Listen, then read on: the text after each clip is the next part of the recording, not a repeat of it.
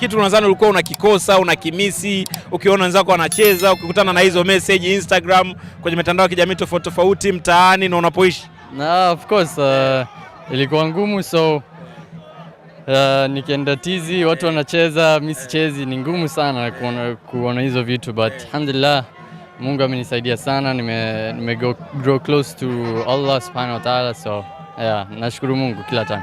Sawa, tuje sasa kwenye maandalizi ya mechi hii ya leo. Wakati mwalimu au benchi la ufundi linakuambia kwamba tutakwenda kukutumia, nini ambacho kulikuwa kinazungumza kwako?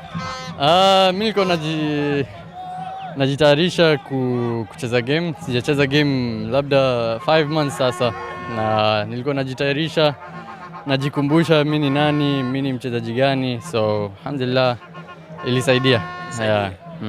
Wakati sasa unapewa nafasi hizi dakika zilizobaki, Mo kaonyeshe, Mo kacheze, mwalimu alikupa maagizo gani na ndio hicho ambacho umeenda kukifanyia kazi? Mwalimu ni mzuri sana, aliniambia ende ujibambe, ujienjoy. Na alhamdulillah nikaenda nikajienjoy, na siwezi sahau mafans tangu nitoke ku warm up walikuwa wananishangilia, alhamdulillah nawapenda sana, na inshallah tuendelee hivi hivi. Sawa, umeingia sasa dakika ambazo umecheza vizuri kwangu, lakini first touch yako hiyo imekuwa bao.